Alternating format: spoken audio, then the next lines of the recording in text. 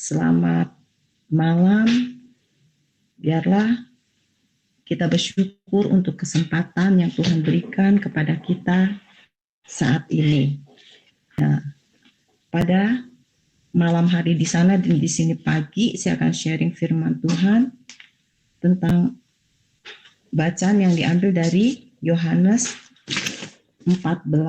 Saya akan bacakan untuk saudara. Yohanes 14 ayat 16, ayat 17, dan ayat 26. Yohanes 14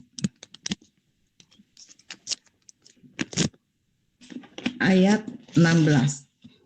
Aku akan minta kepada Bapa dan Ia akan memberikan kepadamu seorang penolong yang lain supaya Ia menyertai kamu selama-lamanya. Ayat 17, yaitu Roh kebenaran.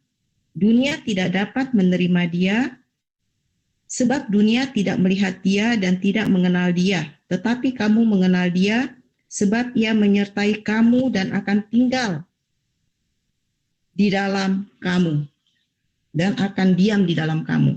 Ayat 26, tetapi penghibur yaitu Roh Kudus yang akan diutus oleh Bapa dalam namaku, Dialah yang akan mengajarkan segala sesuatu kepadamu dan akan mengingatkan kamu dan akan semua yang telah kukatakan kepadamu. Ada 3, ya, apa itu Roh Kudus? Di sini ada 3, yaitu 1 dia sebagai Roh penolong di dalam Yohanes 14 ayat 16. Ini dikatakan aku, yaitu di sini aku berarti Yesus akan minta kepada Bapa dan Bapa akan memberikan kepadamu, kepada kita penolong yang lain yang diam, tinggal dan menyertai kita bukannya untuk waktu tertentu tapi selama-lamanya.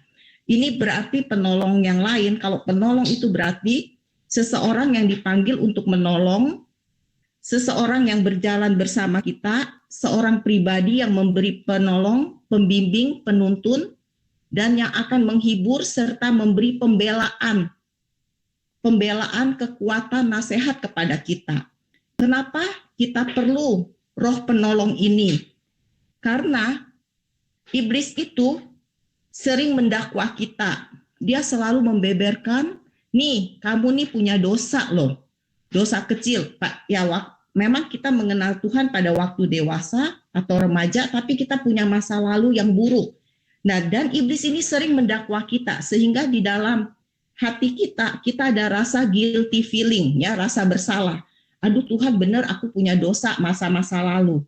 Tetapi dengan Roh penolong ini yang memberi pembelaan kepada kita, dia akan memberikan satu ingatan kepada kita. Jangan takut, Kristus sudah mati buat kamu, darahnya sudah tercurah dan menghapus segala dosa kamu.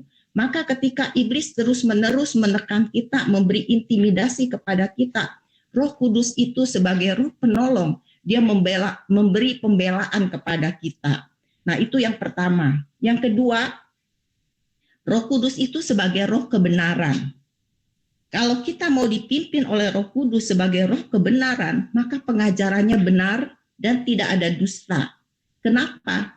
Karena bersumber kepada firman. Di dalam Yohanes 17 ayat 17, kuduslah mereka dalam kebenaran karena firman-Mu adalah kebenaran. Nah, saya beri satu ilustrasi.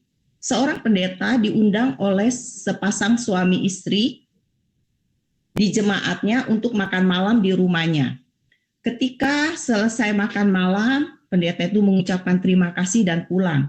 Setelah pendeta itu pulang, istrinya bertanya kepada suaminya, suamiku, kamu lihat nggak? Aku sepertinya menaruh duit 100.000 di atas meja, katanya. Aku ingat benar. Kamu ambil atau kamu simpan tuh duit? Enggak. Wah, berarti ini pendeta yang mengambil. Karena nggak ada orang lain lagi, cuma kita bertiga.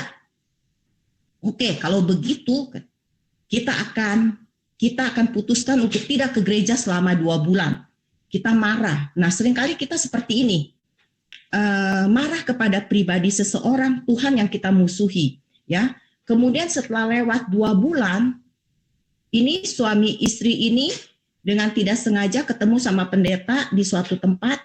Kemudian pendetanya, kamu sudah lama tidak beribadah. Iya, tepatnya 2 tahun, kata istrinya. Oh ya, katanya. Kamu tahu nggak 2 bulan yang lalu saya mengundang Bapak untuk makan malam di rumah kami. Dan kami kehilangan duit 100.000. Saya percaya Anda yang mengambilnya. Terus pendeta ini dia mendengarkan segala penjelasan daripada istrinya, kemudian dia jawab, giliran dia katakan, benar, aku yang mengambil itu uang dan aku selipkan di dalam Alkitab. Karena aku yakin kalian pasti setiap hari membaca Alkitab. Karena aku takut ketumpahan minyak, ketumpahan saus, dan ketumpahan kuah sayur. Jadi aku pinggirkan itu uang. Ini suami istri langsung kaget. Ternyata selama 2 bulan ini, selain dia tidak ke gereja, dia juga tidak membaca Alkitab. Nah, seringkali kalau kita jarang membaca firman Tuhan, yang menjadi sumber kebenaran, kita mudah tersinggung, mudah berprasangka buruk, dan mudah menghakimi seseorang. Karena itu, dengan Roh Kudus, dia akan memampukan kita membaca firman yang menjadi sumber kebenaran. Nah, yang ketiga, di ayat 26. Sebelum masuk ayat yang ketiga, saya senang dengan mengatakan roh penolong dan roh kebenaran itu dia akan menyertai kita selama-lamanya. Di ayat 17 ditekankan lagi, dia akan menyertai kita dan diam di dalam kita. Jadi ini satu servis yang baik sekali selama 24 jam, selama 7 hari. Berarti tidak ada yang kosong. Roh Kudus itu menetap diam dalam kita dan dia selalu tinggal dan menyertai kita, memberi kekuatan kepada kita. Yang ketiga yaitu tentang roh penghibur. Di ayat Yohanes 14 ayat 26 ya. Tetapi penghibur yaitu Roh Kudus yang akan diutus oleh Bapa dalam namaku, dialah yang mengajar segala sesuatu kepadamu dan mengingatkan ya, tugasnya mengingatkan kamu akan semua yang telah kukatakan kepadamu. Roh Kudus ini mengingatkan kita kepada apa yang pernah kita dengar firman Tuhan atau yang kita baca. Firman Tuhan itu akan mengingatkan. Kenapa dikatakan roh penghibur?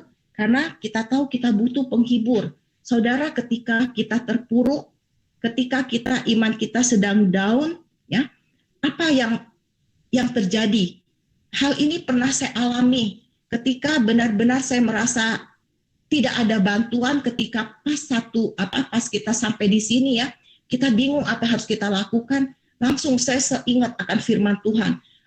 Tapi saya nggak pernah tepat tahu firman Tuhan, tapi saya langsung ingat Mazmur 23, Tuhan adalah gembalaku. Saya ulangkan itu dan seperti ayat yang berjalan di hadapan saya.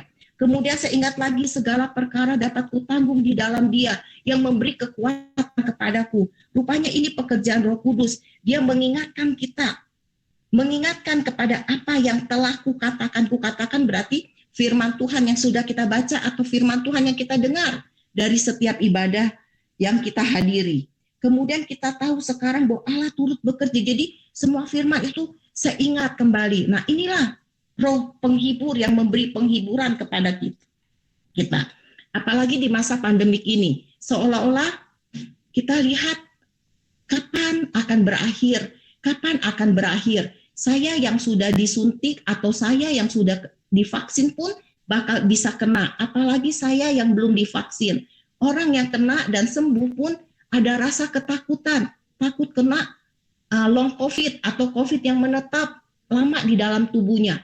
Banyak ketakutan yang kita hadapi di dunia ini. Karena itu kita butuh satu, roh yang selalu memberi penghiburan kepada kita. Dan kita tahu dari pandemik ini banyak orang juga yang depresi, ya, kena depresi karena kena PHK, karena krisis ekonomi, krisis kesehatan. Tapi satu hal, kita sangat bersyukur.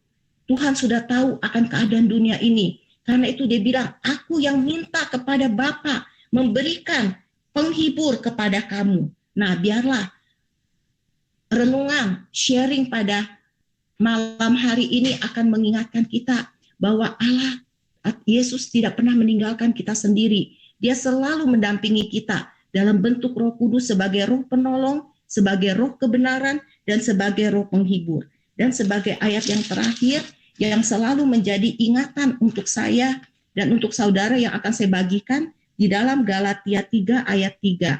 Adakah kamu sebodoh itu? Kamu yang sudah mulai dengan roh, maukah kamu sekarang mengakhirinya di dalam daging? Biarlah kita tetap setia, tetap kuat, karena kita tahu jerih payah kita tidak sia-sia. Tuhan Yesus berkati kita semua. Saya serahkan kembali kepada Fani. Ya,